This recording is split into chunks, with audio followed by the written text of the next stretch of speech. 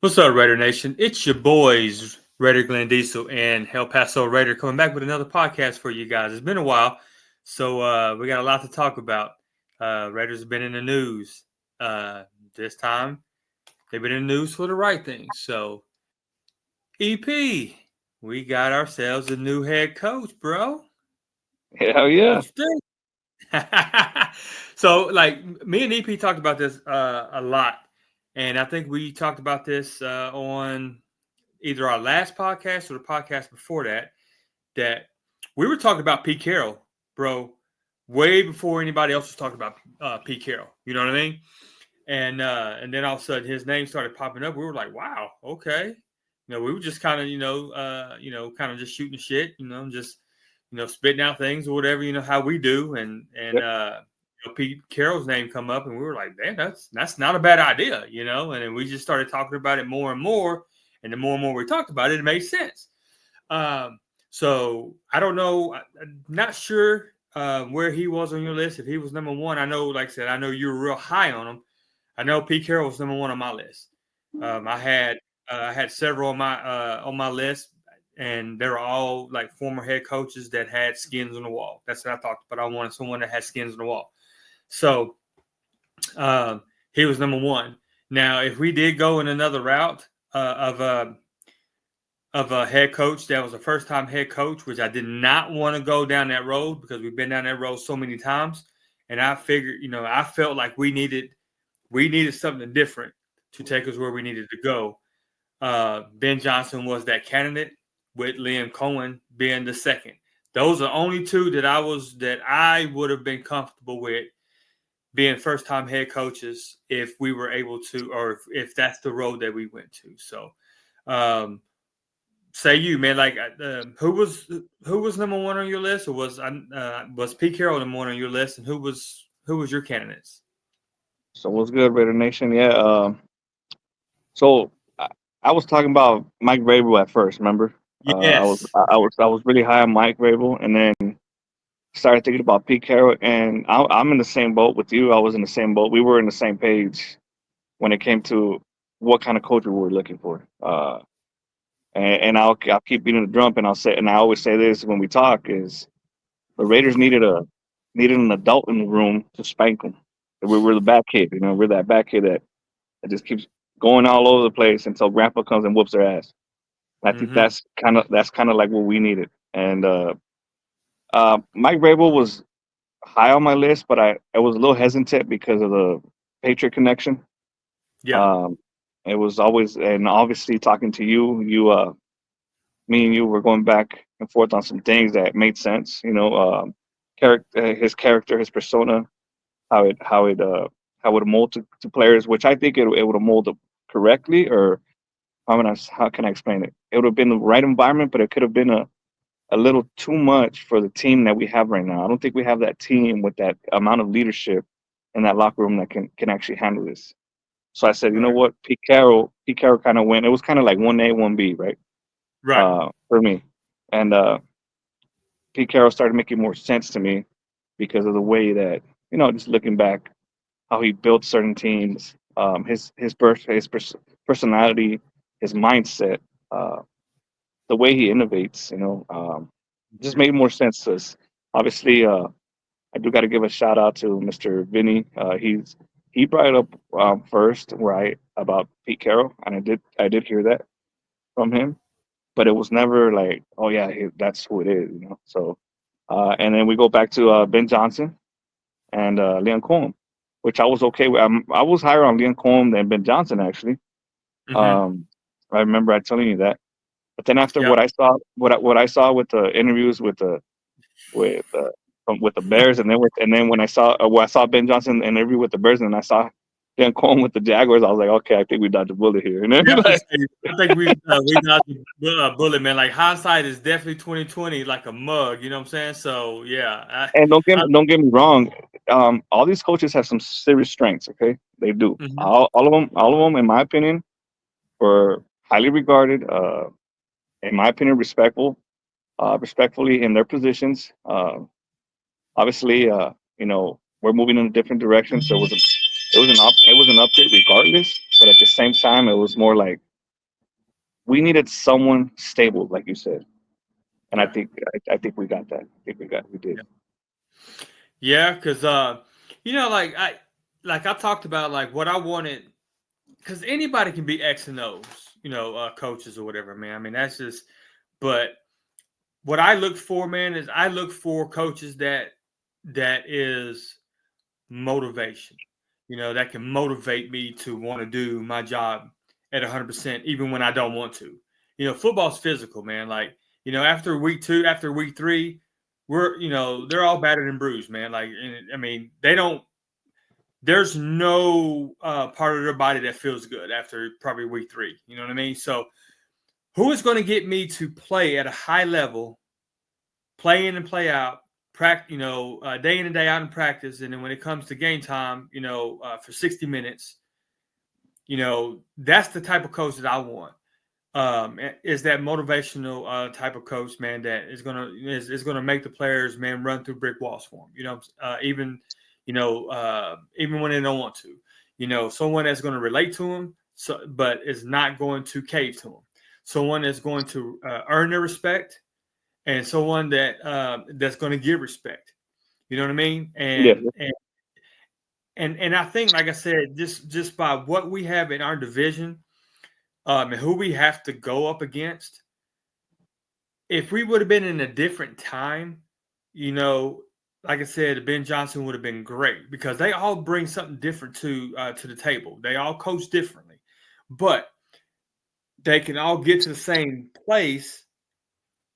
At the end of the day, they can all end up in the same place. Like I said, they just may do it differently. yeah, Like I said, may go and left, one may go right, one may go straight. So yeah, just to cut you off real quick, don't mean to cut you off, but just throw some in there.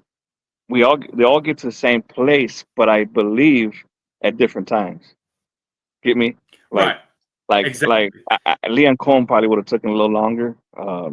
Ben Johnson, Ben Johnson maybe a year or two. Pete Carroll's for now. Mm-hmm. Pete Carroll's Right. for now, and that's. I don't think we could have gone wrong in any circumstance. No. Um, No. it's just depending on how long we were willing to wait. And Raider Nation, that's I mean, there's no such thing as waiting for us no more, right? So that's Exactly. kind of like you said, the division we're in, we needed that alpha, right?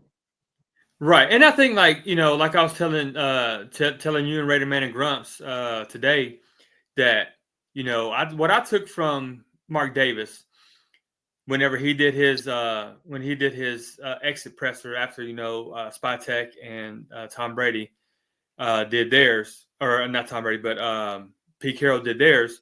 The media met with him, and he took some. I took some things out of what he said, and I'm not going to go with the McDaniels or whatever. Just talk about right now with AP. He said that Antonio Pierce, man, there's nothing he did wrong.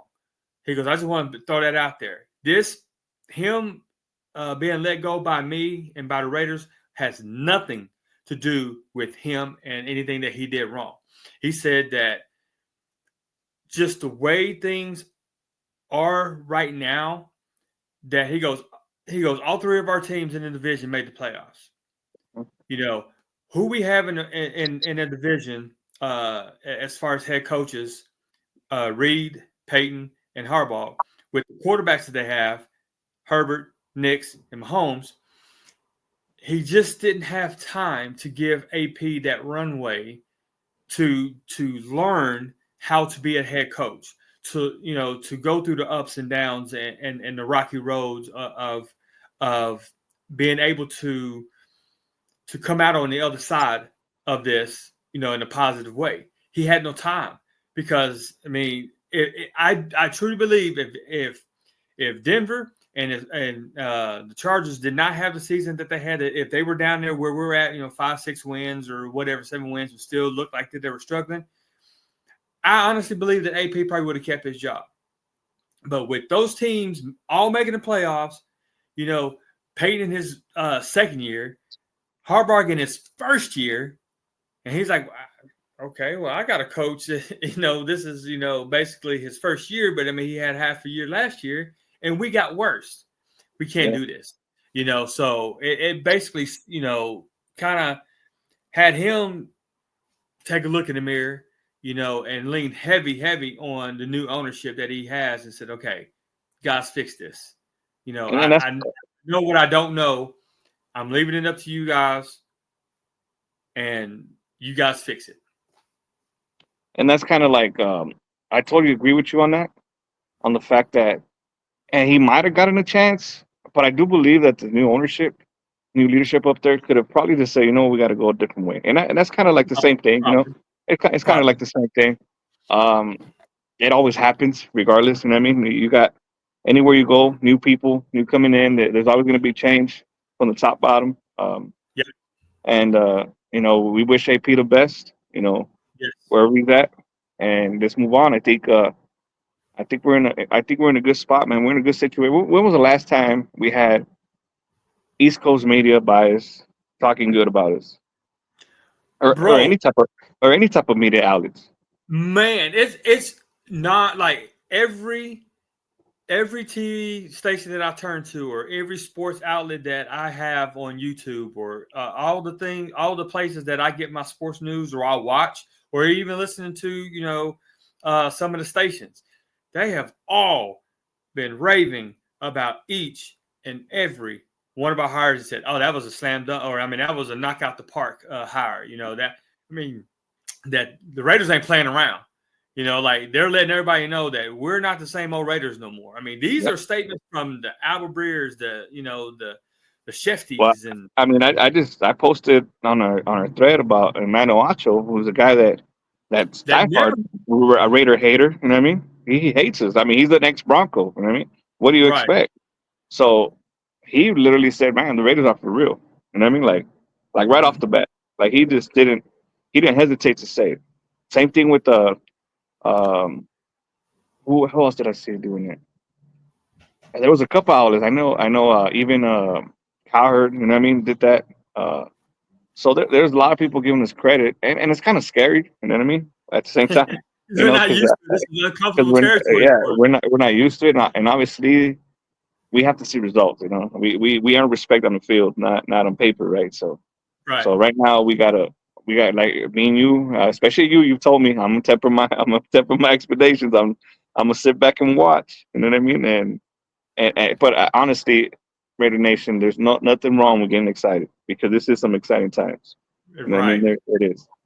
I remember you asked me. I think you called me, and you said, "Hey G, what's your excitement level like? Like where you at right now?" And I was like, "Bro, I was like, I'm at a 7." And you're like, 7? I'm like, well, I'm at a 7 because I don't want to get too high, because we still have to have, some moves that needs to be made. At the time we didn't have any coaches on the Yeah, coaching staff. I said I want to see what he does and what they do. Brady and the new ownership, what they do in filling out the coaching staff. And I said, then once that happens, then I can kind of say, okay, now I can, kind of take my excitement level, to, wherever it's at. And so that kind of leads me to the question. Uh, so there it is. What do you think about Brady and the new ownership's coaching hires, bro? man, and it goes back to that, right? Temporal expectations, obviously, because the Mm-hmm. results are not in the field. But one thing I will tell you though, the men that he brought hate losing. They hate losing. Right. They're all about competition, compete. And I'm not saying none of our coaches before were not like that. The problem is that these guys have proven to do it. Right. They've had proven to do that, and so that to me they get a little bit more of a head, a more of an advance. Yes, I got you because I've seen it. We've seen it happen in other organizations. You saw Pete Carroll in USC. You saw Pete Carroll with the Seattle Seahawks. You saw Spytek with the Bucks. You saw Spytek. He was with the Donkeys. You know what I mean? So and when they won that Super Bowl, so Spytek's been around. He's been under Andy Reid. You know what I mean? So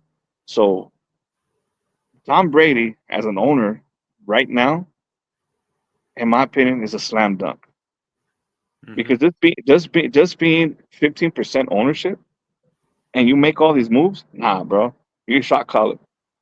You know what I And mean? That's what it is. And what has everybody said? Even the national media, man, they have said, and why they like the hire so much is because, and this is their words, not mine. They said Tom Brady doesn't put his name on anything that he does not think is going to win, Yeah, because he's all about winning. yeah, So if he signs off on something, it's because he feels strongly that it's going to work. We're going to win. And they said that because they was like, well, why would he want to go to the Raiders? Like, of all teams, for him to you know stake his flag into ownership, why the Raiders, right? And we see it. We see it now because, one, he actually wanted to come play for us.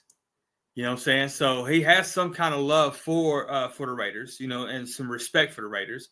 Him and Mark Davis is really, tight. You know what I'm saying? They have yeah. really good. They have a good relationship.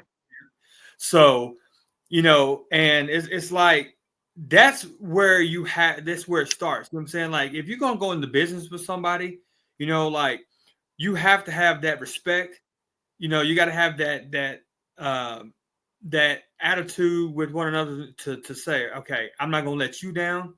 I know you're not gonna let me down. This is gonna be a great working relationship. And I think, and then the hires that he's hired, they said, hey, the Spytek hire, he would have never hired him if he didn't think it was going to work. He didn't, or if he didn't, didn't have the same winning mentality. Pete Carroll, like you said, all the coaches that they brought in all have one common denominator: is that they want to win by all means, and they show it in their actions. Yeah, You know what I mean? How many times have you messaged or you called me, man? What the hell? Like, why is AP on the sideline looking like a damn ghost? Like, he yeah, has no emotion. Like, he just standing there, just looking at the scoreboard. You know what I'm saying? He ain't clapping his hands. He ain't yelling. He ain't, you know what I'm saying? Like, he's just like a dead, like, ghost. And I'm like, and I'm laughing at you. Like, I'm like, okay, I mean, that's nothing I can say. You know what I mean? It's really nothing I can say. That's not gonna be this regime or this coaching staff that we have here now. That's totally different. Mhm. And I want to give a shout out to Patrick Graham. He's my guy. When he first started with the Raiders, I gave him a lot of crap. I did. I was on his ass. You know what I mean? I said, hey, what's up with this defense and all that? The middle of the But field's open. yeah, the middle, and it still is. you know, it still is. But I think that's just part of a scheme, and also it has to do with a lot of injuries and stuff like that. The players, slowly but surely, he's getting the players that he needs in the scheme. You know what I mean? And it's working for him. It's working. Um, and I'll die on this hill. I keep saying that I believe this year he was a little hand strapped by all the movement that happened with AP bringing his own coaches, bringing Marvin Lewis, all that. Yeah. At the end of the day, it's done with. You know what I mean? Let's move forward.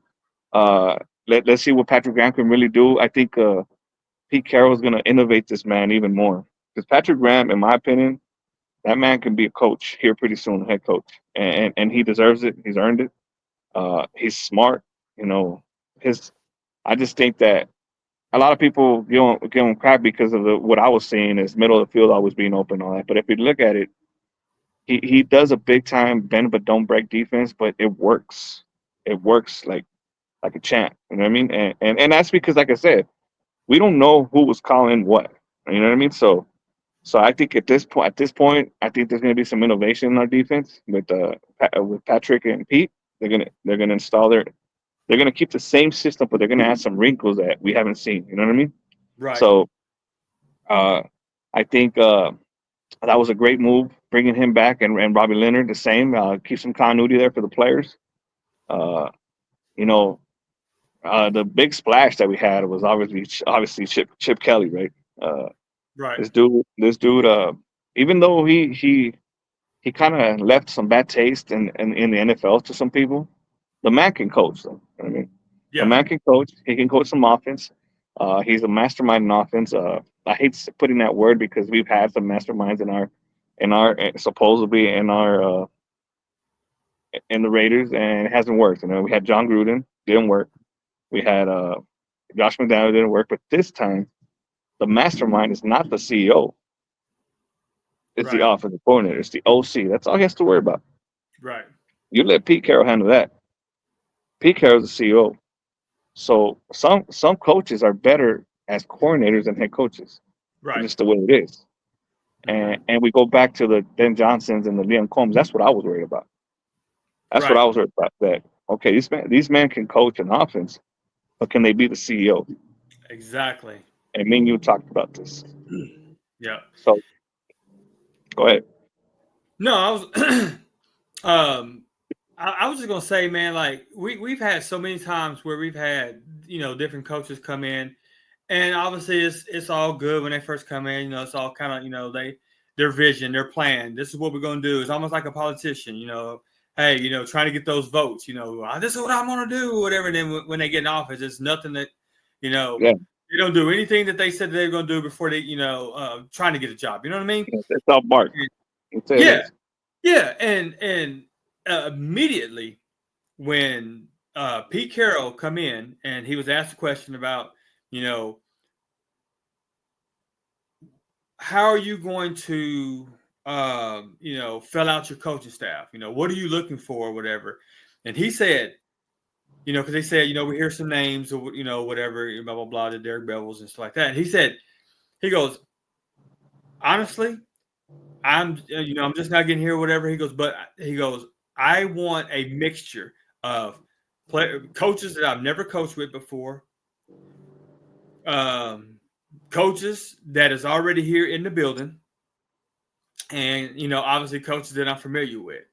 I want a mixture of all three, so because I can learn some things from them, and they can teach me some things, and I can teach them some things, or whatever. To be a nice little working relationship. Yeah, okay, yeah. Everybody says that. We've all seen it on numerous, like countless times when a new coach and a new GM comes in or new ownership comes in, they're stripping Yeah, spa out. everything, Yep. and they're starting over. But what this man did, he was true to his word. He kept Patrick Graham, right? They interviewed um uh dang the his defensive line Rob Leonard for the head coaching position, right? And I think a lot of that too was okay, just in case if Patrick Graham does leave because he is in high, a high demand, like you said earlier in the podcast, that he is going to get a head coaching job somewhere, right? But this new ownership and Pete Carroll and John Spytek, what I like is that they're getting ahead of things. Okay, we're going to interview Rob Leonard for the head for the DC job, right? Probably knowing that he wasn't going to get it, but they wanted to kind of see what he would be, saying if Patrick Yeah. Graham does leave, right? And then you hear PG coming back, which we were all excited. Now this is the fourth year that these guys, Max has, and Nate Same Hobbs and defense. whoever else stays, Merrick or whatever, that they won't have to learn new verbiage. You know what I'm saying? They have the same voice. Then they kept Rob Leonard as the D line coach, right? So we're like, okay, cool. Then he goes out and he hires somebody he's familiar with to be his linebacker coach, and John Glenn. I was like, okay, great. All right, so he's been with Pete. You know what I'm saying? Like it'll be an easy transition. He knows what Pete wants, and Pete knows what he can give. Then they go out again outside the box and goes out and gets someone like you said that kind of left the bad taste in in the NFL's mouths, and Chip Kelly. But like you said, you cannot deny that this man can't coach. This man, like they say that that he's this and he's that or whatever, with his offenses. But the man wants to run the ball. He's about running the ball first. What does Pete Carroll want to do? What did Pete Carroll say? I want to run the ball. I'm gonna So run the that ball. right there is cohesion already. But what I love about Chip Kelly is that he is he loves to run the ball, which is old school mentality, but he has an innovative and creative mind to where he is up to date and a little bit beyond what these new offenses is, because he's been an innovator of some of the offenses that he used to run. Some of the teams, is running now, or some teams are running, right? So he can mix in some of the old school with the new school offense, which I love.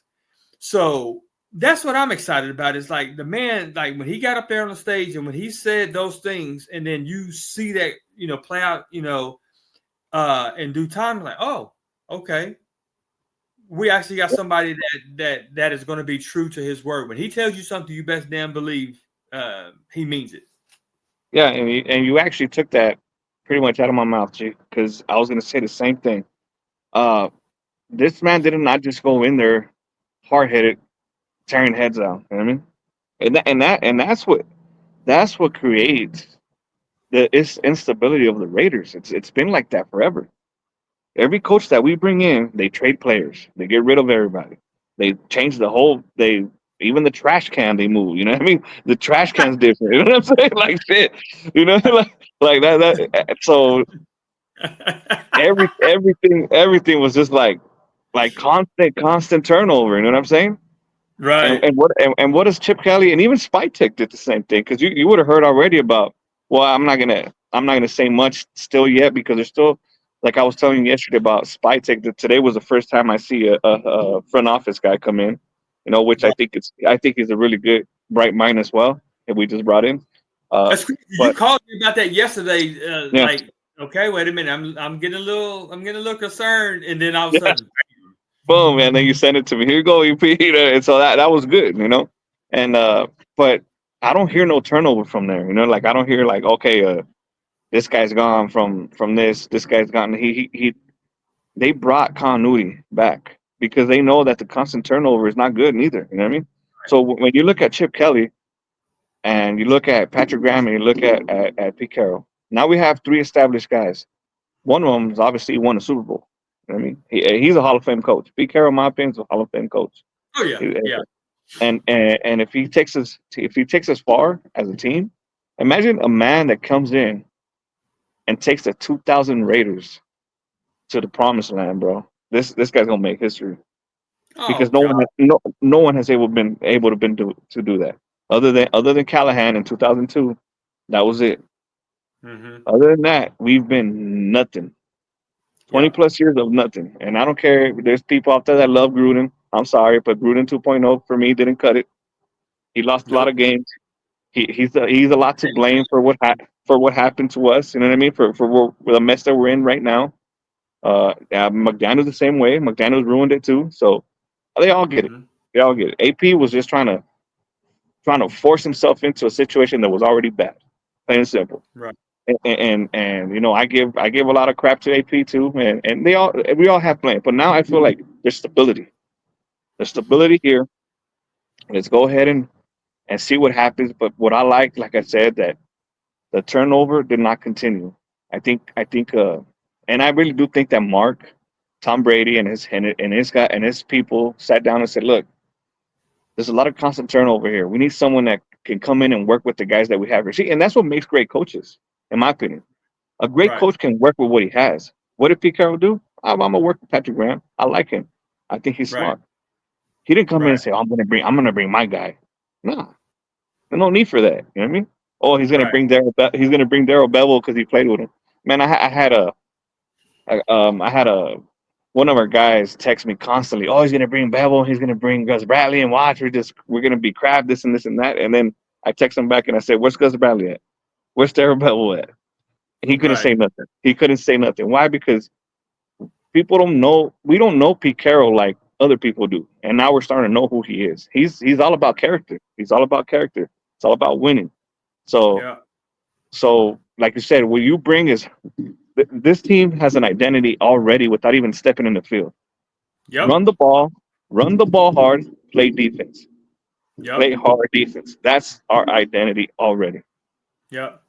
And what I like about, man, like, because they was talking about the quarterback position and stuff like that, and they said, look, like, yes, we got to have a quarterback, you know what I'm saying? You got to have a quarterback in this league to win.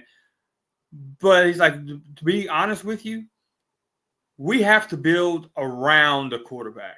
We have to have stability and stable pieces around the quarterback to help the quarterback be successful.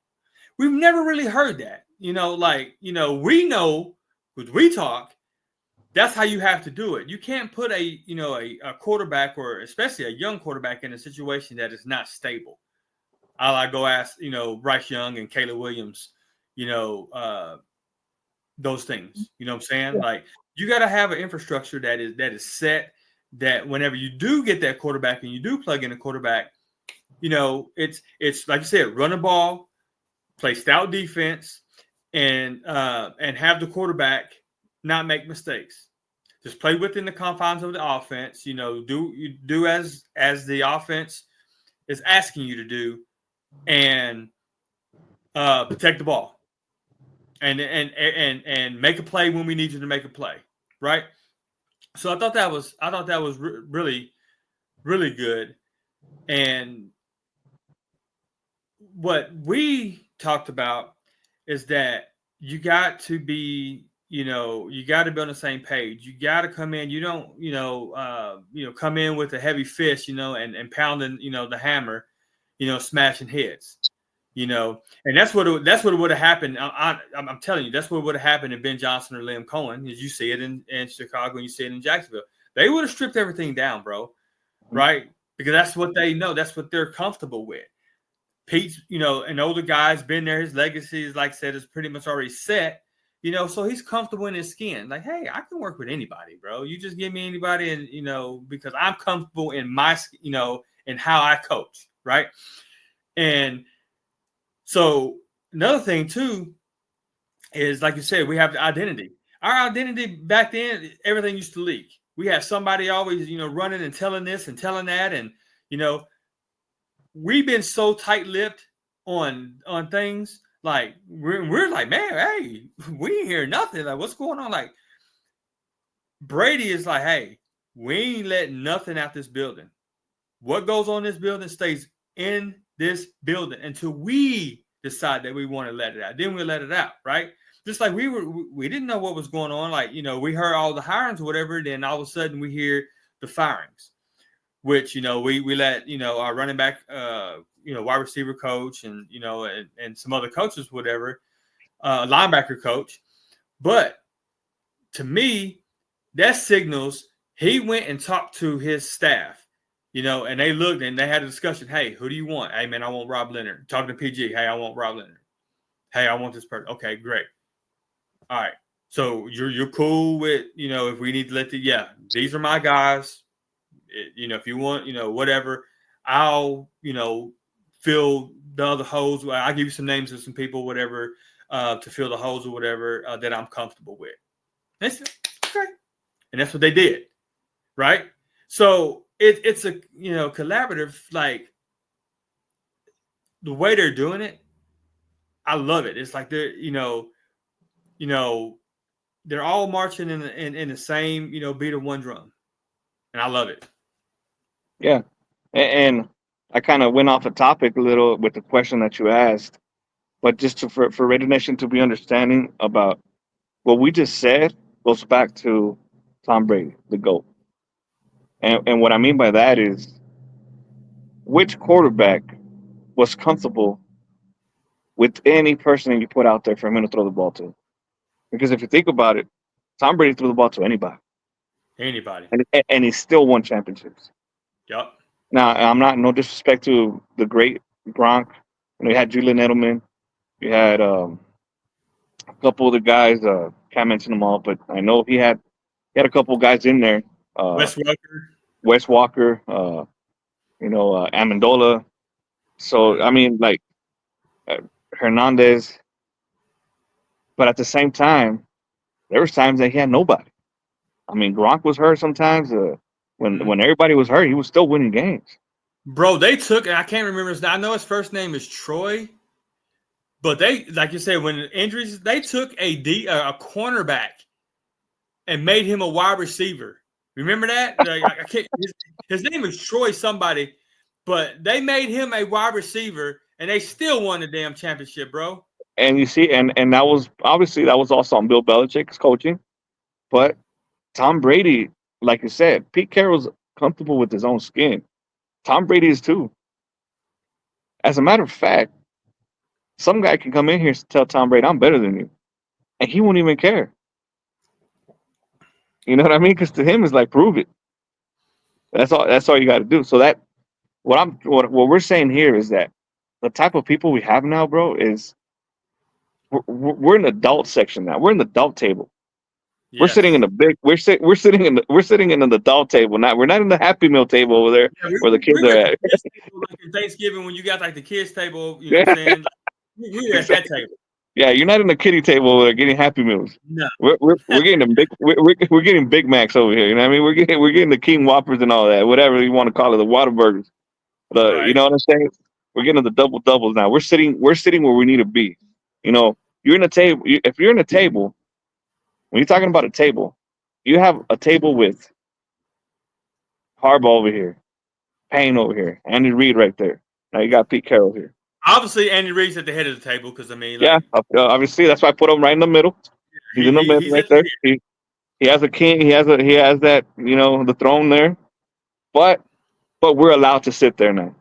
We're allowed to Yes. sit there now. He Yep. opened he opened that floodgate and said, "You belong here." You know what I mean, so Yep. it's going to be very very interesting. Some interesting times. Obviously, to me, they're exciting times. We do got to temper our expectations because obviously there's still a lot of holes in this roster. There's a lot of holes in this roster. There will be some changes in this roster. That for sure will be. And that's Hmm. just it's the way it is. You know what I mean? It happens.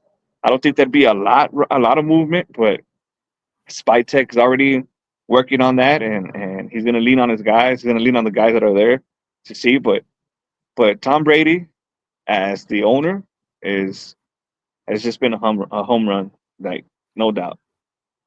Bro, that's why you my dude, man. That's why you my brother from another mother, man. Like you know how to set me up like I mean, like you just lobbed it up for me, man. Like that was actually my next question, bro. Like Yeah, this hey, and Nation, I'm gonna tell you right now, me and EP have not had time to discuss things or whatever, man. It's just me, me and my brother, man. We work really good together, man. So that's yeah. why we just We we just in freelance. sync. We're like the Raiders coaching staff now, man. Yeah. We're in sync. So Guys, put it this way: we worry about the Raiders more than the Raiders worried about themselves. Think about ex- that. You know what I mean? exactly. Well, that leads me to the next question, my friend. What do you think about Spytek and the hire, the Spytek hire, and what do you think he brings to the team, bro? Oh man, I love Spytek. Even though I can be like everybody else, I never even probably knew who he was. But once I started doing some research on him, this man is it. He is him. He Yeah. is him. It just from hearing some podcasts and what he talked about, what he went through with his daughter. You know, Oh, rest that was rest in peace. Rest in peace. that You was know, it yep. was very tough, and for a man to go through that, it's I don't man, that's the biggest obstacle as a man that has to face. You know what I mean? So to me, for him to go through that and still, you know, go do what he had to do to be where he's at, this man's deserving of that. He deserves Hmm. it. We called his name and he's there. You know what I mean? He's that guy. He's just a proven winner, man. Obviously, everywhere he's been, there's some credibility there because we can talk about you know. And I hate to bring up the past because that's in the past, like Telesco, Ziegler, McKenzie, which who I think was good. He's the Even best one Mayock, we've had in a while. hmm and Mayock too. Obviously, he was a talking head in the media, but he had some good tendencies, Mike Mayock. So, what? But this man quietly just going through offices where Andy Reid was at in Philadelphia. Having a stacked team. He started with the Lions when I believe I don't know if they were a winning team, but they had some good players there. You know what I mean? Mhm. and then he just kept climbing. He kept climbing, going through to the Broncos, to the Eagles, like I already mentioned. Bucks. He's been with the Bucks for what, 10 years, I believe, or even Um, more. since 2016, he's been with the Bucks. Okay, So so yeah, so and but so he's been 9 years. yeah, he's been everywhere, and everywhere he's gone, there's some credibility there. All those teams that he's been around have won a championship, or Right. at least been to the Super Bowl. You know what I mean? And not only that, obviously the familiarity with Tom Brady is there as well. But there's more to it. There's more to that. It's not just because he's a friend of his. This man is qualified to do his job. This man is he's a guy that's going to get us there. And if you think about it, if you look at his contract, it's a 5-year contract. It's more than Pete Carroll. Pete Carroll got a 3 and a 4-year if he needs to, right? The extension. Um, but this man is going to be there for the long haul, and I do think that he has an eye for talent, like what he talked about. Just by what he talks and the way he wants to build a team, it goes hand in hand with Pete. I want to run the ball. Well, one thing that I really liked about him, he said, "You're going to be here to compete. We're going to make this team hard for you to make. And if you're not up for that challenge, I'm okay with it. But you just won't be here. That's Right. all I need He goes, to hear. "No, That's all I need to hear." I love that he said it's okay.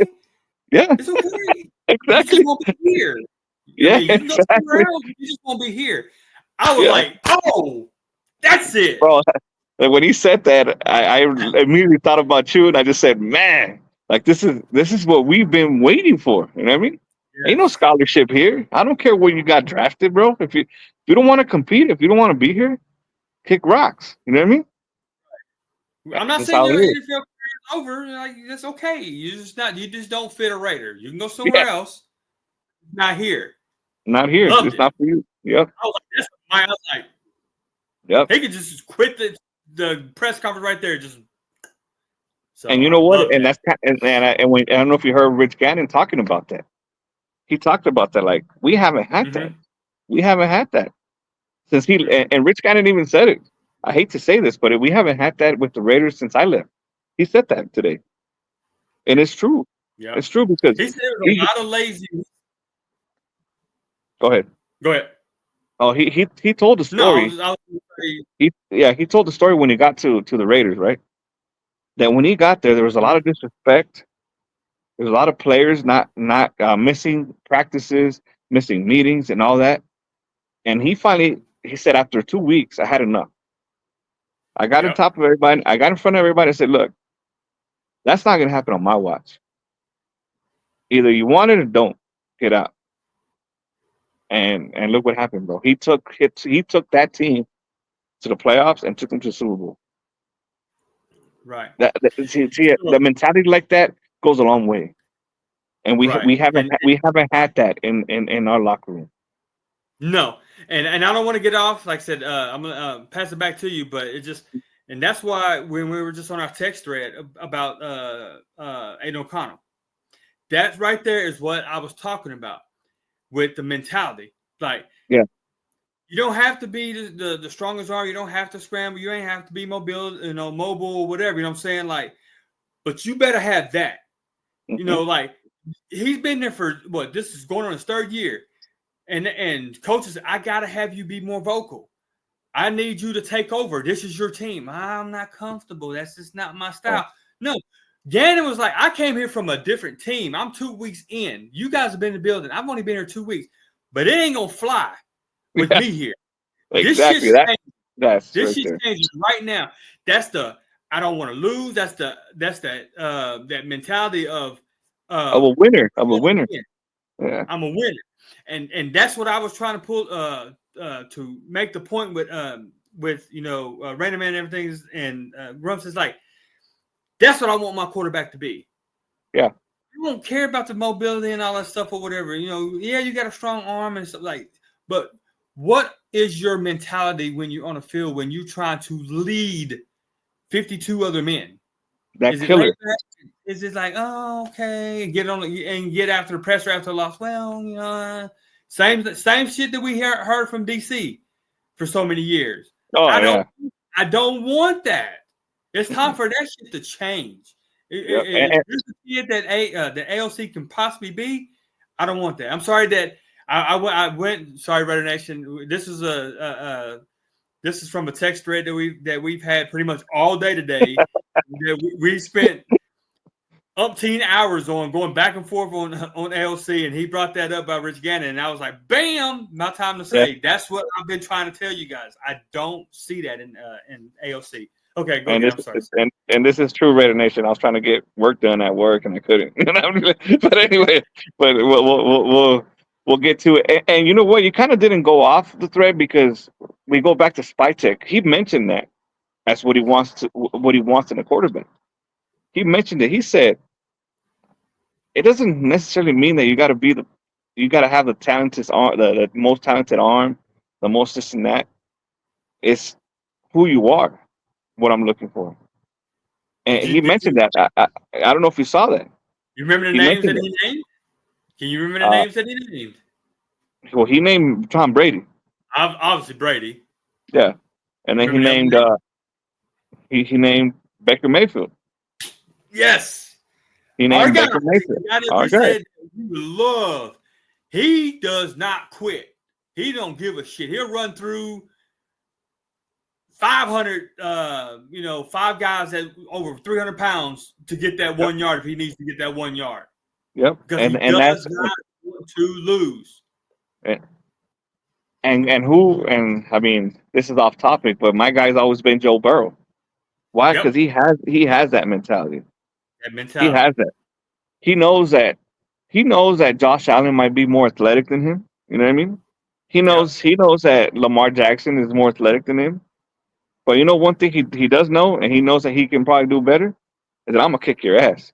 That's yep, two different stakes. You know what I mean? I don't care what you yep. do. I'm a whoop your ass. That's what he has. You know what I mean? And that's what I want in my QB. You know, but we're gonna save that for a different segment and to what. But Spytek, another home run hit. Uh, I'm waiting to see what goes on in the front office more later on. See what we're doing. And one thing I liked about him, like you said, honesty. He didn't give he, Pete and him did not bring us any crap. They did not just go off on a tangent and just talk about whatever. They literally said, like they asked him, "Are you going to be in the like?" They asked him about being in the Senior Bowl and what does he see about the roster and all that. He goes, "You know what? There's good players here. So there's good players here. I'm not going to worry about that right now. There's other things I got to worry. We got to put the staff together. We got to see. They didn't feed us any crap, bro.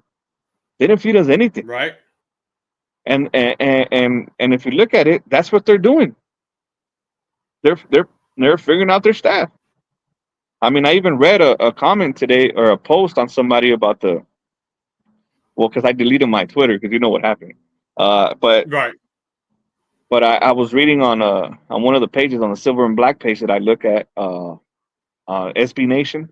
They had Hmm. somebody posted something that said that in the Senior Bowl there was three teams without GMs and one of them was the Las Vegas Raiders with no representation. But at that time, we had already, I believe, shoot, I think we had just named um, Spytek as our GM, and he was doing an interview or whatever. But what I'm trying Yeah. to say is that Spytek wasn't even worried about that yet. You know what I mean? He's trying to staff. He's trying to build his staff. Hmm. That's how confident this man is in his ability. You know what I mean? But he did That's how say confident. that he trusts the people that's already that's in the Yeah, that's been in the that was building. already there, huh? That's already grinding. So he Yep, didn't have, like you said, he didn't work like, man, I trust the people that's already been in this building grinding. yep. And he goes, I'll sit down with them and I'll talk to them and we'll kind of put our heads and stuff together. Again, it's not about, hey, it's me, what I got to do or whatever. No, it's a collaborative uh, team, collaborative effort, and we're all in this together and we're all going to work together. So, And that's kind of like trying to beat a drum here, but with AP conversation we also had. I believe when AP brought Lewis in there, they have that same mentality of going in there and cleaning house, and that's kind of what happened in the offensive side of the ball. Because Bull Hardegree's been look. They people have interviewed him for OC positions already. You know what I mean? So So the man has something. You know what I mean? So if he would have just kept Bo Hardy, and I'm not saying anything. I mean, we could have probably ended up the same or worse or better. Who knows? But there would have been some continuity there with Aiden O'Connell and him, at least, and we could have probably done something. But that's just like I said, that's in the past. We will never know what happened, never know, and we don't need to know because we're moving forward. And that's what I like to. That's what I like about a new leadership is that they're willing to hear other people, innovate, listen, and work together. You know what I mean? That's what it's all about. And what I liked about Spytek, man, is that, like you said, them I can go so many different ways. Just like you said in the press conference, man, like and listening to the other press conferences or whatever, you know what I'm saying? Like even Aaron Glenn, he was, dropping some bombs, whatever. It's like we had two comfortable, confident adults up there. I mean, just by the way they talk, you know what I'm saying? It's just like it wasn't like it was just, words that, okay, just, you ask me a question, I'm just give you what you want to hear. No, it was, truthful, grown up answers. And that's what I like. I mean, just like with Spytek, man, like I said, he said I could have started, I had opportunity to start here, but I said no. Again, his words, I wanted to go and I wanted to start from the bottom. So he asked, I just want to be an intern. Just put me in here and he said I would just jump in the rooms, so I can learn. I just want to learn. And he goes, I wanted to make myself better.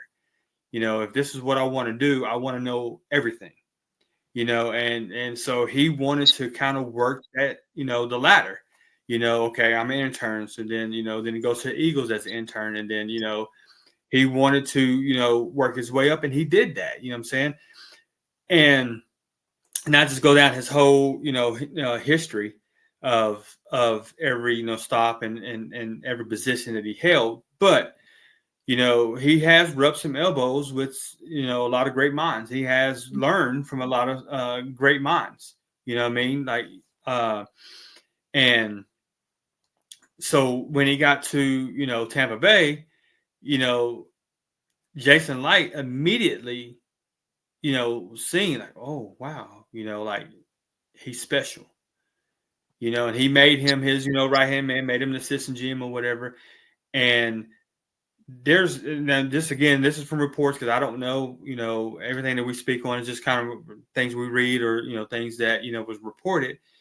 And a lot of the reports said that they have not ever seen a assistant GM be out in front and be outspoken about things that goes on in the building or, draft picks or, being announced, like draft picks and whatever, like what a GM would do. But that speaks to the character of John Spytek and the respect that he has from, his GM and Jason Light. Jason Light was comfortable to say, hey, I know I'm not going to hold him back. He's special. I'm going to help him build his resume, get him comfortable. So whenever he does leave, he's not walking to a situation to where, it's going to be new for him, but it's not going to be new for him because, you know what I'm saying? Like, I'm going to try to get him prepared as possible for when that day comes, right?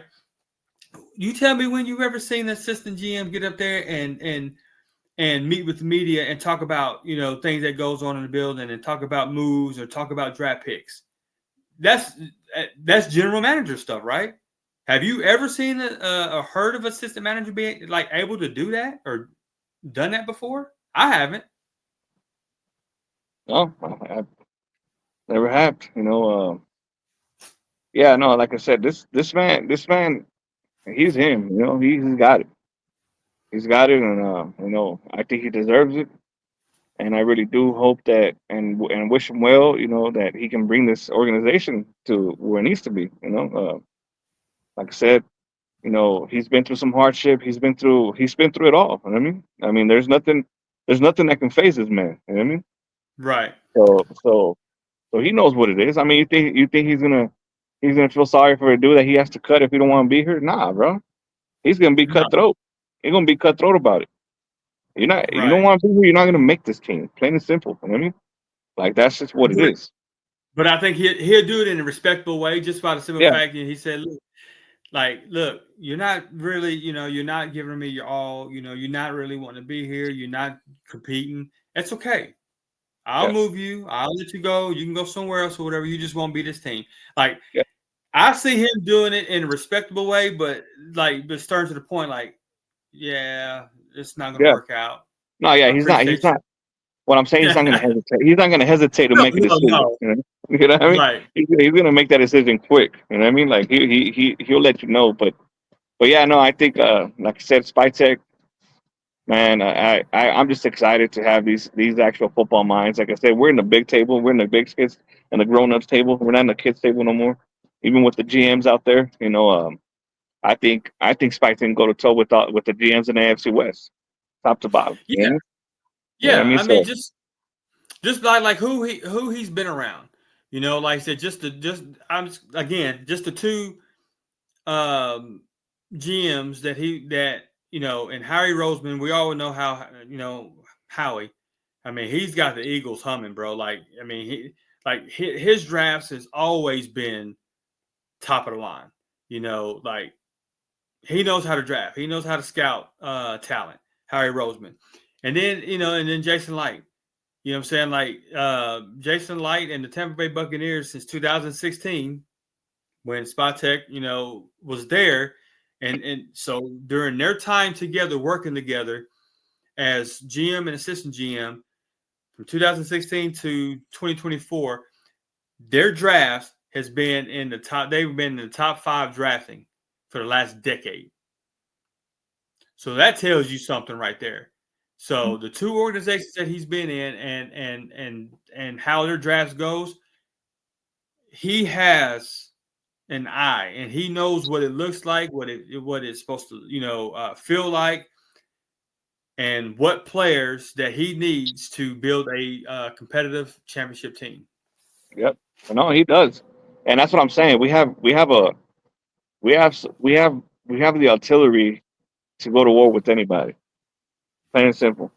That's just who we are. I hate using war methods or whatever, but that's what it is. We have the artillery to go to war with anybody, and we're gonna go. We're gonna do that. Now we need the players to buy in, right?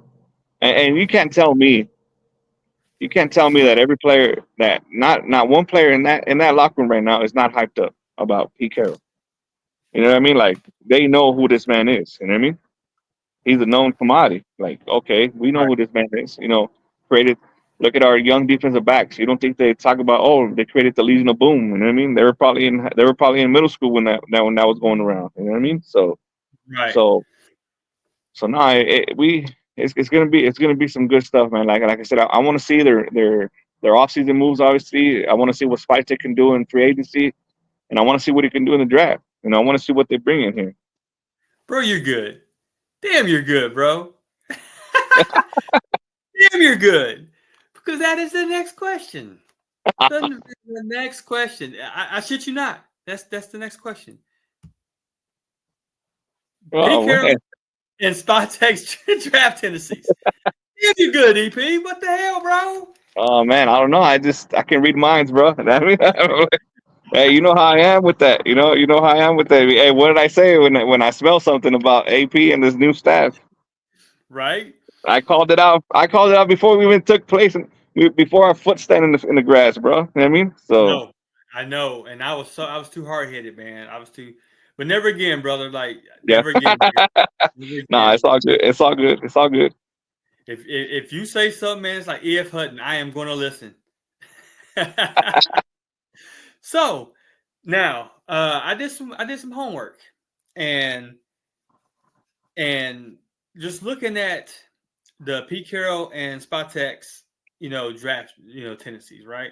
Just to kind of give us an idea of what we can possibly look for in this upcoming draft, right? Their tendencies and where they lean heavy here, what positions and what I'm saying, like that's going to really give us a blueprint. And it's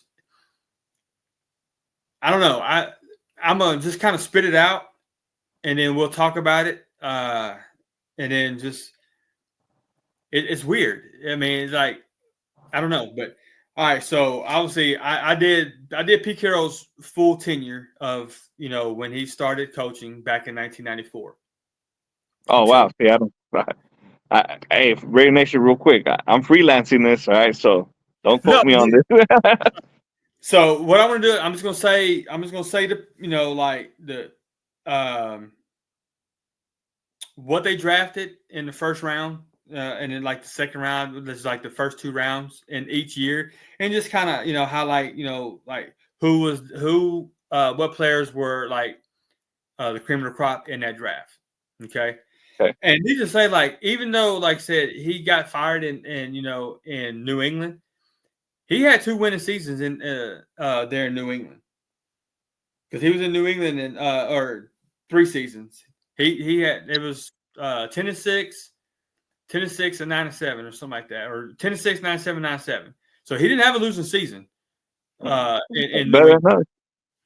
But so in '94, and it's kind of ironic because it's like Aaron Glenn was his very first pick, a cornerback in round 1, and then all of a sudden Aaron Glenn takes over the Jets, and then the very next day, like That's maybe the same day, it might have been the same day. Pete Carroll gets the head coach job in with our Raiders, but it was weird. Like his very first pick ever as a head coach gets a head coaching job for the Jets. But wow. Aaron That's was crazy, his huh?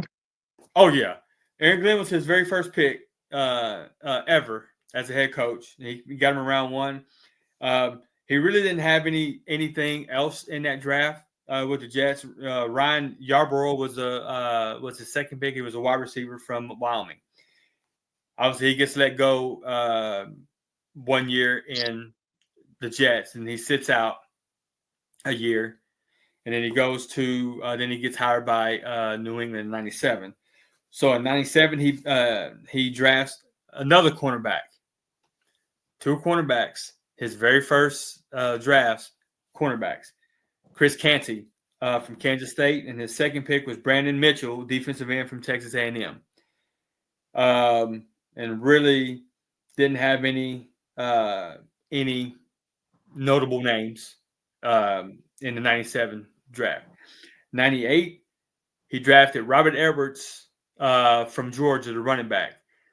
Now I don't know if you, I know you, youngin or whatever, man. I don't know if you know who Robert Edwards was, but Robert Edwards was I a was I was I was probably 11, 12 around that time. he was a beast, but he tore his ACL, and his football career was back then. When you during that time when you tore an ACL, you were pretty much done. Well, I was following football because I was already playing Pee Wee football at that Yeah, time. I mean, Charles Woodson, my favorite player, so because he got drafted in '98, but I don't remember him. yeah, but yeah, he was a stud, man. So they drafted him number 1 running back. He had 2 first round picks. He picked Tabucky Jones, the safety from Syracuse, and his second round pick. He had Tony Simmons. He had 2 second round picks. He had Tony Simmons, wide receiver from Wisconsin, and Rod Rutledge, tight end from Alabama. And then the only notable player other than Robert Edwards and Tabucky Jones. Tabucky Jones was a beast in Syracuse. That's back when Donovan McNabb and him was there in Syracuse. Was Greg Spires, defensive end from Florida State. So again, kind of give you guys a understanding, like when he was first starting out, like everybody else, he's learning, he's trying to figure himself out. He's trying to figure out what works, what don't work. These drafts ain't looking at it, they're nothing to sneeze about. You know what I mean? Like player here and there, you know what I'm saying? But it's not like Yeah, championship drafts. 99, he drafts at first round pick. You probably know him. You probably seen him on ESPN. Damian Woody. He works for Greeny and them on yeah. I know Damon Woody. Boston College, center. And then he drafted a linebacker in the first round, Andy Katzmeyer, from Ohio State, and then he picks Kevin Falk, the running back, from LSU with the second pick. So as you can kind of see, okay, Kessmeyer, Damian Woody, Kevin Falk. So now he's starting to kind of, get his feet back. Yeah. Well, obviously they let him go, and then Belichick comes. Yeah. So he takes some time off, and then he goes to USC. Now, when he comes back to the NFL in 2010, he drafts Russell Okung, tackle from Oklahoma State. Second, first round pick, Earl Thomas, safety from Texas. So he had 2 first rounds. His second round pick, Golden Tate, wide receiver from Notre Dame. He picked Walter Thurman, safety out of Oregon, in the 4th round. 5th round, he gets Cam Chancellor, safety out of Virginia Tech. Woo! Then he got Dexter Davis, linebacker, in the 7th round at Arizona State. So we already know the names: Russell Okung, Earl Thomas, Golden Tate, Walter Thurman, Cam Chancellor, and Dexter Davis out of that draft. 2011, he gets another tackle, James Carpenter from Alabama. Then he didn't have a 2nd round pick. Then he gets KJ Wright, linebacker, 4th round, Mississippi State. 5th round, he gets Richard Sherman, cornerback out of Stanford. Woo! 6th round, he gets Byron Maxwell, cornerback out of Clemson. And then the 7th pick, Malcolm Smith, that won the MVP of the Super Bowl. Remember that against the 49ers? Mm-hmm. Was it the 49ers? No. Who was it? No. The MVP of the Super Bowl against whoever it was, he won the MVP against the Broncos. Okay. The Broncos. Yes, yeah, it was the Broncos. He got in. So the Donkeys. He got him in the 7th round, linebacker out of USC. So those 2 drafts, you can kind of see now. After taking some time off, like he said in the presser, I had to find myself, and I was trying to do something totally different. And I was like, no, next time I get an opportunity, I'm gonna be me, right? 2012, first pick, Bruce Irvin, defensive end, Western Virginia. 2nd pick, Bobby Wagner, linebacker, Utah State. 3rd pick, Russell Wilson, quarterback, Wisconsin. 4th pick, Robert Turbin, running back, Utah State. I think that was it out of that draft. But those 3 drafts right there, bro, was the building blocks of what was to come. That was legendary. You know what I mean? Legendary. Let's see. 2013, his first, he didn't have a 1st round pick. His 2nd round pick was Christian Michael, running back from Texas A&M.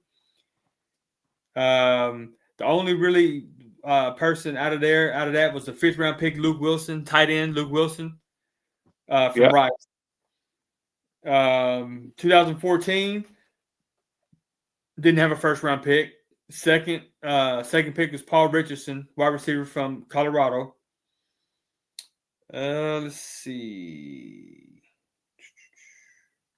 But but see, all these other drafts though, he already had a foundation. Yeah. So a lot of these were depth pieces. You know what I mean? Yeah, Justin Britt, tackle. That he got in the 2nd round, and this is the 2014. Kevin Pierre-Louis, linebacker from Boston College. Now 2015. So here is 3 drafts in a row. He didn't have a 1st round pick. So I didn't go back and look and see what they spent. Though, did they send him off for like a trade for somebody, like a free agent or something like that? Because there's 3 drafts in a row he did not have a 1st round pick. Yeah, so I think it was because I think it was Williams. One of them was defensive tackle Williams. And then the other one was what's it called? Was it Jamal Adams? I think safety from the Jets. They went after traded for. I think it was maybe. Jamal. Okay. So yeah, they actually traded some picks for some players. Okay. Uh, So 2015, second round, they got defensive end Frank Clark from Michigan. Third round, they got Tyler Lockett, wide receiver from Kansas State. Fourth round, they got Terry Poole, the guard from San Diego State. Um, they got cornerback Ty Smith from Townsend.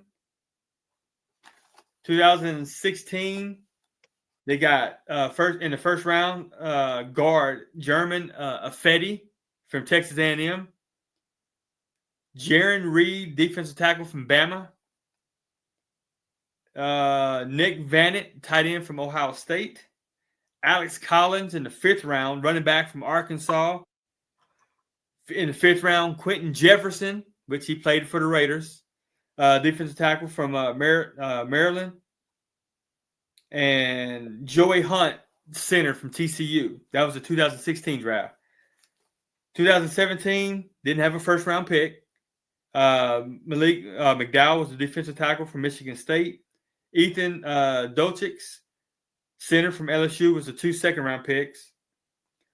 Shaquille Griffin, cornerback from Central Florida. And Chris Carson. Remember running back Chris Carson? yeah. Got him in the 7th round. And Okay. year. So 2018, Rashard Penny, running back from San Diego State with the first pick. Didn't have a second. Safety Trey Flowers come out of that draft in the 5th round. Michael Dixon, the punter from Texas, got him in the 5th round. Let's see. 2019, this is your guy. I remember you pounding the table for this guy. LJ Collier. Yeah. Defensive end, he picked him with the first round pick out of TCU. Nice. DK Metcalf was the 2nd round pick that year. Cody Barton, linebacker from Utah, he got him in the 5th round. Oh, 3rd round, sorry.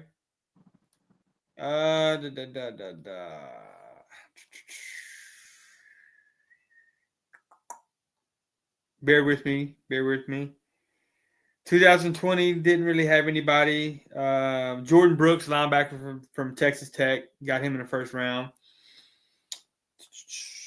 Didn't really have anybody significant in 2021. He only had 3 picks in 2021, by the way. He had a 2, 4, and a 6. So it looks like he spends a lot of draft capital trading, especially first round picks. So that's good. And that could be also the GM with them. You know what I mean? Yeah. So it could be a little maybe Spytek's not a. I don't know. Maybe they're willing to trade up. You know, you don't know. You know what I mean? So 2022 tackle Charles Cross from Mississippi State. 2nd round pick Kenneth Walker, running back from Michigan State. Kobe Bryant, the cornerback from Cincinnati in the 4th round. My guy, Tariq Woolen, cornerback from Texas Southern Antonio. Tyreek Smith, defensive end, Ohio State. Bo Melton, got him in the 7th round, wide receiver from Rutgers. So the 2022 draft was pretty damn good. yeah, it was. 2023, Devin Witherspoon, the first pick, or in the 1st round pick, cornerback from Illinois. Jackson Smith and Jigba, wide receiver from Ohio State, was he had 2 first round picks that year. Zach Charbonnet, running back from UCLA, got him in the 2nd pick. Anthony Bradford, guard from LSU, got him with the 4th pick. And that's pretty much it. Yeah, this guy, he drafts solid players to where they can become great. You know what I mean? Right. Like, So before I give you the full breakdown, go ahead and give me, so based off of what I kind of the names and kind of what he did in the first second round. What's your thoughts?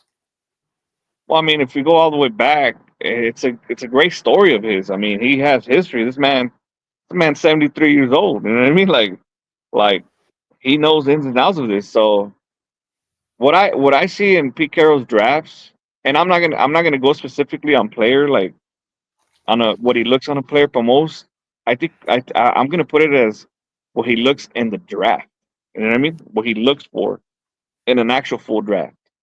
He's looking for a lot of meat, like, you know what I'm saying, like big time running back, offensive lineman. He loves those defensive backs for sure, Mm-hmm. but he likes a mixture of everything: linebacker, defensive tackle, and to me, they're all solid picks. He's looking for production and solid players that he can turn into great players, if it makes sense. Right. He's not looking for a flashy guy. You know what I mean? But he gets the he mostly most times than not he gets the right pick. You know what I mean? So Right. he He gets it wants right. guys that is hungry and loves football, Yes. and like you I mean, said, I they're think not flat. I think his greatest drafts were 2012 and 2011. Those were his greatest drafts. I mean, you're talking about Bobby Wagner. You're talking Oh, about Russell yes. Wilson. 2010 had Earl Thomas, Golden Yeah. Tate, Cam Rich, Chancellor, Russell Richard Okung. Sherman. Richard Sherman. I mean, he built the foundation. So I think this is what's going to happen. Just by looking at that first year with the Raiders, there's going to be an emphasis on building a foundation, Mm-hmm. and that's what we're going to see. We're going to see some offensive alignment. We're going to see some defensive alignment. We're going to see some linebackers. We're going to see a mixture of everything. Yep. But I guarantee you, I'm almost certain we're going to take two running backs in this year's draft. I said the same. I said the same exact thing. I guarantee you we take two running backs. Yep. Yeah. And what I look at it is what I take from it is early on, his drafts wasn't nothing to sneeze about. Yeah. No, they weren't. Again, he didn't know what he didn't know. You know what I'm saying? He Yep. was, and that's why he failed. And he talked about it. Yeah, I failed. And I had to look at myself in the mirror, and I told myself, if I ever get another shot, I'm going to be I'm, me. I tried to be something. I tried to be something totally different. You know what I'm saying, or whatever. But if I'm going to fail, I'm going to fail being me. And as a Raider fan, you give me two 9-7s and a 10-6, I'll be happy, bro. So, right, but yeah, it's um I like that. I just like I said, it's just he wants ball players, man. Like he yeah, don't care no, where you do whatever he I want ball players and that's gonna come that's I gonna think that's play. what him and Spytek are gonna be so good because they Yeah, look for the similar things. There's a lot of familiarity there, for what they look for. right. So in totality, this is his drafts in total, full total. He's drafted four quarterbacks in his um from the time, this again going all the way back from when he first started coaching in '94 until 2023, because he obviously he didn't coach 2024. He's only drafted four quarterbacks in his tenure. None in the first two rounds. So zero quarterbacks in the first round, zero quarterbacks in the second round. He's drafted 20 running backs. 20. When, when, 20 running backs. That's why when you said you guarantee two running backs, I said I absolutely, because that is the second most position that he's drafted out of all his drafts is running back. He's had 20 running backs, 3 in the first, 4 in the second. So in the first two rounds, he's drafted 7 running backs out of the 20. So pretty much a third. 21 wide receivers. wow, 1 in the first round, 5 in the second round. 8 tight ends. None in the first round, 1 in the second round. 12 tackles. 3 in the first round, 1 in the second round. 12 guards. 1 in the first round, none in the second round. 3 centers, one in the first round, one in the second round. So in all, he's had 17 picks on the offensive line. Okay. So he's had 65 total picks on offense. Defense, 17 defensive ends, 2 in the first, 4 in the second. 16 defensive tackles, none in the first, 2 in the second. 15 linebackers, 2 in the first, 1 in the second. 13 cornerbacks, 3 in the first, none in the second. 15 safeties, 2 in the first, 1 in the second. So, and cornerbacks is or defensive backfield is the most, is his first highest total, and that's 28.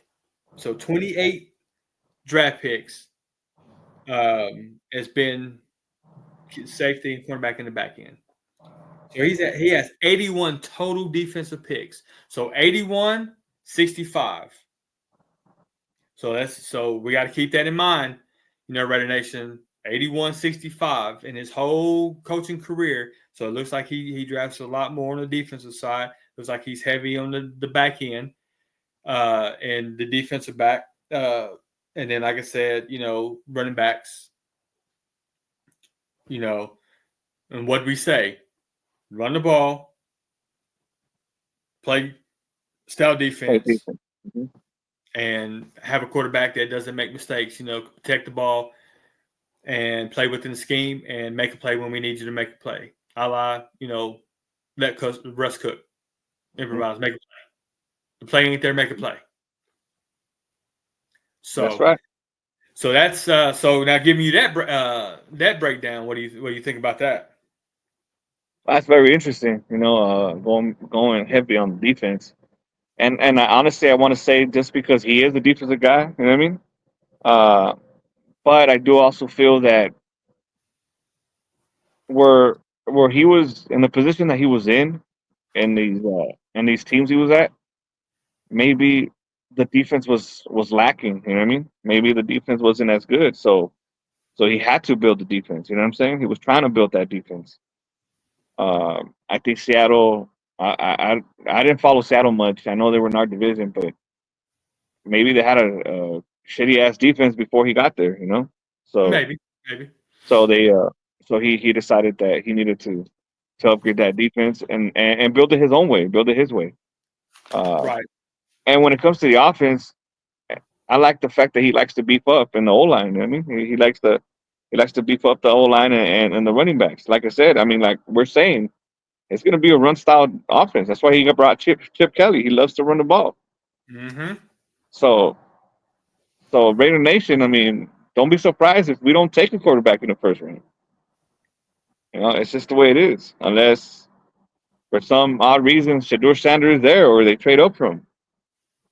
I really do think he is I really do think he's the target for the Raiders, but who knows? You know what I mean? Right. So they're keeping it close to the vest, like we've all said.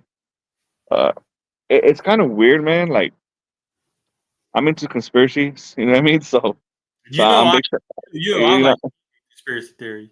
I'm big time on that, and I feel like the NFL, there's certain times where where they let a team say like, okay, this is your time to draft a quarterback, or this is your time. You know what I'm saying? Like, okay, there- there's like a leeway where they allow certain teams. Okay, it's your time today. Mm-hmm. I don't know how to explain it. Like, for example, how the hell did Justin Herbert fall to the Chargers? Because Yeah, we had stupid ass John Gruden yeah. Well, I mean, commanding. and he dropped to six, right? So I think it was 6 or 7, Mm-hmm. and then the year that the Bengals decide to go number one overall, Joe Burrow sitting there. Right. Hometown kid. Yeah. The only ones that I can kind of move around there is the Chiefs jumped up to 10, but how the hell was Patrick Mahomes still at 10? Right. See what I'm Right. saying? Like I've always felt like there's always something there where they, okay, go ahead and this is your time, but if he doesn't work out, that's on you guys. You know what I mean? See what I'm Right. saying? Right. So Hey, look, the Chiefs are coming up to 10 to get. Don't nobody get Patrick yeah, Mahomes. Like the Chiefs are going to yeah. come up and get him, so let him fall. Mhm. So same thing with Josh Allen. And I feel like the Raiders, they gave that to the Raiders with Jamarcus Russell, and he didn't work out. Right. Obviously, we were crappy ass team, right? But it didn't work out. So now I feel like the Titans, they did that with him with Marcus Mariota. Now I feel like, okay, hey, let Shador drop to 6.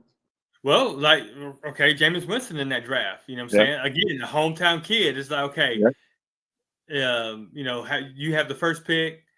Go ahead and then get Jameis Winston. You know what I'm saying? yep. He's a Florida boy. Let him stay home. Just Well, I guess what I'm saying, 'cause I'm going from the top of the draft, right? right, I'm going from the top in this year's draft, so which is the Titans and the Browns. I think the Browns cursed themselves. Well, they already had it with Baker Mayfield, and they let him go. So right, I feel like it's our time, G. I really right, do. Raider Nation, I feel like it's our time. I do feel like something's just gonna happen, and Shador Sanders is gonna be sitting there at 6, and we're gonna find out what's gonna happen. We're gonna find out if we pull that trigger. If we turn in that card that day, right. you know what I'm saying? It's just not like the story continues, bro. It's too good of a story for this offseason for us not to, for him not to just fall there. Like Right. And imagine, Tom imagine, Brady, and the greatest of all time, the GOAT, ownership or whatever I'm saying, like like how the league and everybody, loves Tom Brady. It's yeah, like, okay, we it's time for the Raiders to, to be good again. This yeah. is this much of a rich, Now, and they're not saying that he's good or not. Not the league's not saying that. It's just like, okay, you're gonna take him, but if he doesn't work out, that's on you. But we gave you that chance. right, You see what I'm saying? I think right. that's, I think that's where I'm getting at. Well, here's the Spytek, and just that way we can close this out. So it's like I said, it's kind of interesting that these two are working together because Pete's very first you know uh, pick was a cornerback. Well, the first year that Spytek is assistant GM, with Jason Light, their very first pick is Vernon Graves, cornerback from Florida. Hmm. You know, Noah Spence was the defensive end from Eastern Kentucky, is the second pick. 17, OJ Howard, tight end from Alabama. Justin Evans, safety from Texas A&M, was the first two picks. Chris Godwin was the third round pick that year. Um, and let's see, 18, Vita Vea, defensive tackle from Washington State. Ronald Jones, running back from USC, with the second pick. MJ Stewart, cornerback from UNC, with the third pick. Oh, I'm sorry, they had three for second round picks. My bad. Second pick. Carlton Davis, cornerback from Auburn, with the second pick. Those first four picks. Tremendous. And then check it out. The fifth pick, which is the third round, or you had the first three seconds and the third. Alex Kappa, tackle. They hit 5 for 5. Wow. Uh, then you had Jordan Whitehead, safety from Pitt. And then, obviously the fifth and sixth. So their first 1, 2, 3, 4, 5, their first six picks, which is the first two, 3/3 or 3 seconds, a third and a fourth, slammed up. 2019, first round pick, Devin White, linebacker from LSU. Second pick, Sean Murphy Bunting, cornerback, Central Michigan. 2 for 2. Third round pick, Jamal Dean, quarterback, Auburn. 3 for 3. Uh, Mike Edwards, safety, Kentucky. Hit. Matt Gay, they picked a kicker in the fifth round from Utah. That was a hit. Matt Gay's been phenomenal. Scotty Miller, remember Tom Brady's favorite receiver, Scotty Miller. They got him in the 6th round from Boise State. 2020, Tristan Wirfs, tackle, Iowa. 2nd pick, Antoine Wingfield Jr., safety, Minnesota. 3rd pick, Keshawn Vaughn, running back, Illinois. 5th pick, or 5th round pick, Tyler Johnson, wide receiver, Minnesota. 6th pick, Khalil Davis, defensive tackle, Nebraska. They got Khalil Davis with the 6th round pick, bro. And Rager couldn't even sniff that. Ridiculous. Then they drafted Cal Trask, quarterback, because Brady was, because they won the Super Bowl in 2020. And then it's okay. We got to get a concession plan. We got to get a quarterback in here. So they drafted Cal Trask as the 2nd pick in Florida. KJ Britt, linebacker from Auburn. They got him in the 5th round. 2022, Logan Hall, defensive end, Houston. Rashard White, running back from Arizona State. They got him in the 3rd round that year. 2023, Kalaji Kancey from Pitt, the 1st pick. Cody Mock, rest in peace. Farks from North Dakota State. Yep. Yaya Diabli, linebacker from Louisville. And then 2024, Greg Barton, center, Duke. Chris Braswell, linebacker from Bama. Tyreek Smith, defensive back from Georgia. Jeremy McMillan, wide receiver from Washington. That was Michael Penix's #1 receiver, or his because Malik Neighbors was 1, but Jalen McMillan was his 2nd receiver. So in full, they drafted 1 quarterback in the first 2 rounds, which was Cal Trask. 6 running backs, none in the 1st, none in the 2nd. 7 wide receivers, 1 in the 1st, none in the 2nd. 5 tight ends, 1 in the 1st, none in the 2nd. 3 tackles, 1 in the 1st, 1 in the 2nd. 4 guards, none in the 1st, 2 in the 2nd. 1 center, which is 1st round pick, or they had 1 1st round pick, none in the 2nd. So they had 30 for offensive picks. Defense, they had 4 defensive ends, none in the 1st, 2 in the 2nd. 7 defensive tackles, 2 in the 1st, none in the 2nd. 10 linebackers, 2 in the 1st, 1 in the 2nd. 10 cornerbacks, 1 in the 1st, 1 in the 2nd, and 4 safeties, none in the 1st, 2 in the 2nd. So they had 35 defensive picks. So again, it's balance. So meshing them 2 together looks like wide receiver, or looks like running back, wide receiver. Same thing with Carroll. They had 20 running backs, 21 wide receivers. So they drafted heavy in those 2 skill positions, and obviously defense, offensive tackle, but more 10 linebackers and 10 cornerbacks, 4 safeties. So basically 14 back end, 10 linebackers was there, and then 4 defensive ends and 7 defensive tackles. So I really do see Pete Carroll and Spytek kind of, again, draft tendencies. I think they will see kind of eye to eye, because it's just based off of the research that I've done, looks like they are pretty much lock in step with what they look for and how they look for it and what positions they look for. Like I said, again, I wanted to do the first 3, but I thought that might have been too much, but I just, limited to the first 2. But even when the first 2, they look similar. Like, they don't use somebody in the 1st, they very, it's balanced is what I'm trying to say. And they're not afraid to take the same position twice. Yeah. You know what I mean? So that's a good thing. No. So I got one more. I think we're in good hands, bro. All right, so I got one more for you, bro. And I know you wanted to talk about this. So there you go. We definitely have to give Mark Davis, man, his props. Yeah, And, most definitely. and I'm gonna let you start because this is you wanted to talk about this. Yeah, because I give this man a lot of grief throughout the time, and me personally gave him a lot of crap, knowing that the man did not know much about it. You know what I mean?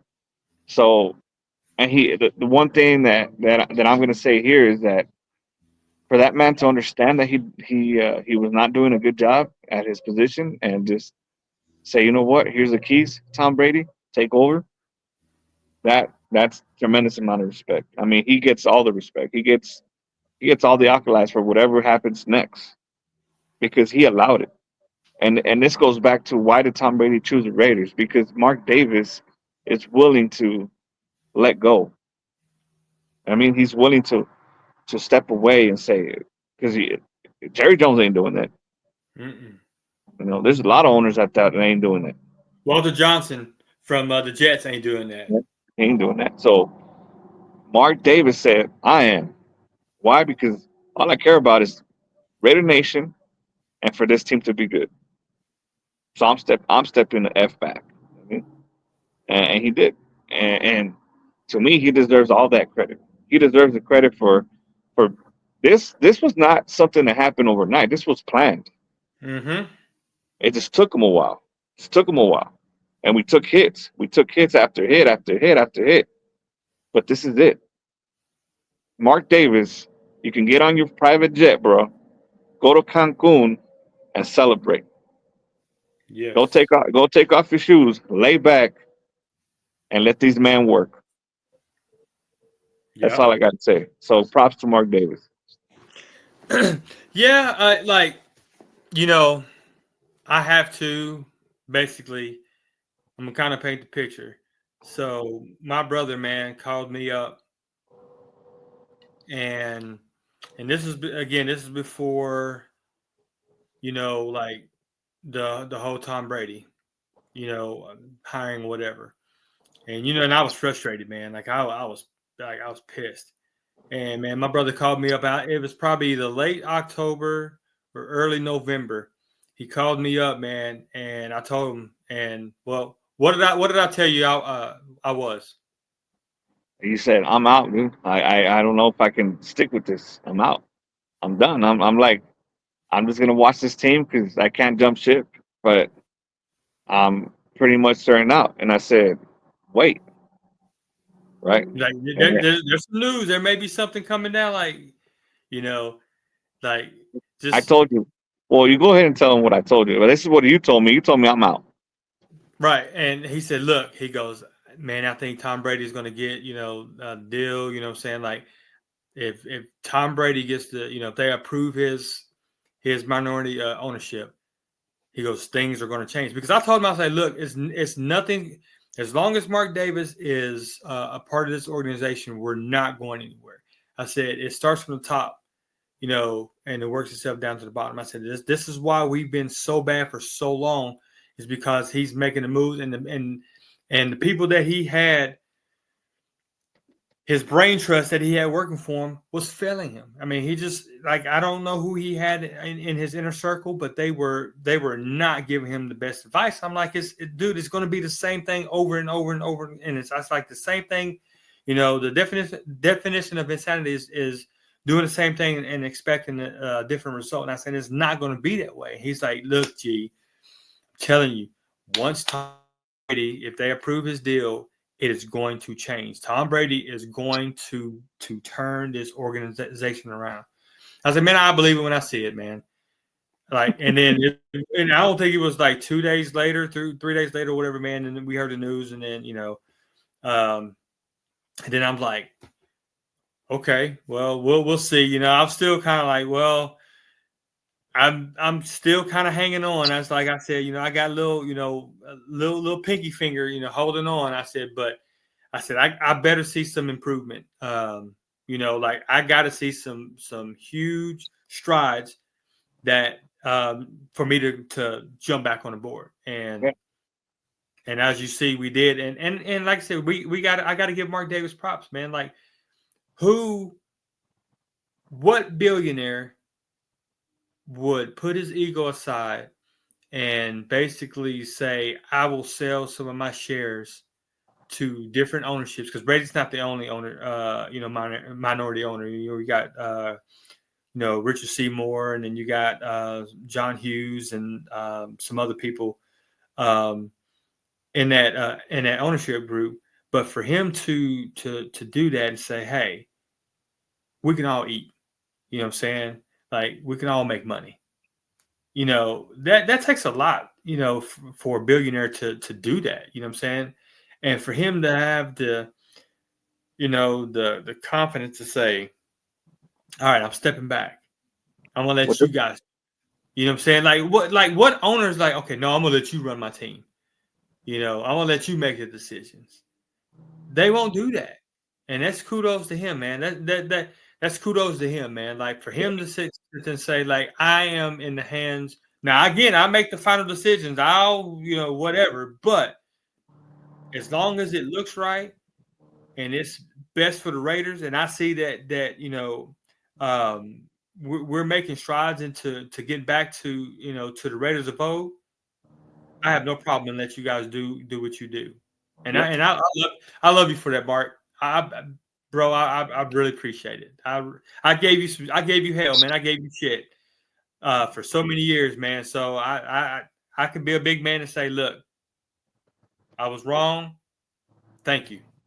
I mean, it only took nearly 15 years, but but it's done. It's done. It's talk. You want to talk about someone taking a piece of humble pie? That mean took the whole pie, bro.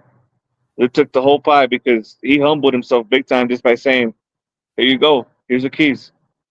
Yeah. Take it." And he deserves all the credit, and he's gonna get all the credit. I mean, if there's anybody out there who's not gonna give him any credit, you're stupid. You know what I mean? If that's the case, you got to give him that credit. They're like people out there talking about, oh, Brady this, Brady that, but in reality, this was Mark Davis. I mean, Mark Davis brought this brain trust together. He decided he was gonna let these men invest. You know what I mean? He's the one that changed that mindset and said, "No, I'm gonna let these people invest in this team." So Yeah. that relation's been being built for a while with him and Brady. So no, I think we're in good hands, man. I think it's good times to be a Raider fan. Obviously, Pats haven't came on. We haven't been on the grass yet, but I do feel this team's gonna look completely different in a good way. Yeah, I believe that, man. And like I said, like I've always said, and Mark didn't want to win. I was like, man, Mark is about the money, man. He don't Yeah, care. He don't like long as saying his pocket's getting fat. He don't care. He's got the aces. They're making money. He's won 2 championships with the aces. You know what I'm saying? Like so, he can care less. About the Raiders. As long as the Raiders and that the stadium is generating money for him with all the shows and the different college football. Had the Pro Bowl, he had the Super Bowl, like whatever. Tourists, other fans coming in. It doesn't matter, long as he's making the money. You know, yeah, and and so I have to say, like like he's proven to me that I was wrong. Again, that was outside looking in. That's what he, was basically, portraying, that he was doing. But for him to basically do what we said, do what you said, give up that, um, but for him to say that when he had Josh McDaniels here, and when he had, to Dave Ziegler, I was sold one thing, you know, and it quickly, like, I was sold one thing and it wasn't what I was sold, and I had to make a move. and he was basically saying, it just wasn't right. Yeah. He said, it wasn't the right away, right? And I think, he was like, he didn't go into details. I kind of added, like he said, there's some things that happened that quickly told me that, um, it wasn't what I was told or what I was sold. So I had to move on. Basically saying that, Josh McDaniels told him, hey, I've changed. I'm not the same guy, blah, blah, blah. And then he quickly realized, that, he turned back into that, that pumpkin, and he quickly just, nope, I'm not doing this on Halloween. Nope, I'm not doing this. Right. And when they asked, I think it was Vic Tafer that asked him, somebody asked him, so you keep, speaking. So what is the right away? Right. Because he said, the Patriot way. He said, no, there's a right away. He goes, these are not just sayings. When we say pride and poise, commitment to excellence, just win, baby. The future, the greatness of the Raiders is the future. Those are not just things that we say. We live by that. That's the right away. He goes, and that was not being portrayed. That's what he said.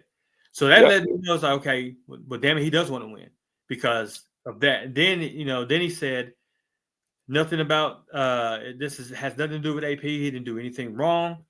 I want to thank him for his time. Nothing that Tom Telesco did. He had a hell of a draft. They did nothing wrong. But we have to basically make a change. So basically, again, he wants to win because he sees the teams in the division, and he just didn't have time to wait on AP to learn. Like I say, he wants to win now. That's why he got Pete Carroll, because he wants to win now. So, like I said, I have to take a step back and say, okay, he did all of this, he made those moves, and he said, please take the reins. Here's the keys. Get me back to, or get the Raiders back to greatness again. Yep.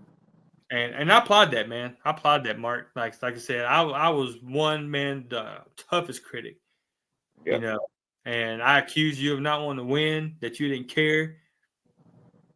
That is absolutely false. So, again, Raider Nation, I just want you to, if you had the same, thoughts or sentiments or whatever, man, like just take a step back and look, and just listen to what he said, listen to what me and EP just said, man, and give that man his props, because I think this is going to get us back, as EP said. So yeah, I agree. And Raider Nation, stay up, man. Keep those hopes up, and I got a good feeling. I got a good feeling. Just letting you know. So what's our next podcast, bro? We're gonna do free agents. Yeah. So just stay tuned, Raider Nation. Next podcast will be free agents, and start getting into a draft a little. All right, man. One love, Raider Nation. Please don't forget to subscribe and like the podcast. It's Commitment to Excellent Podcast with your boys, Raider Glenn Diesel and El Paso Raider, aka EP. All right. Yes, sir. Later.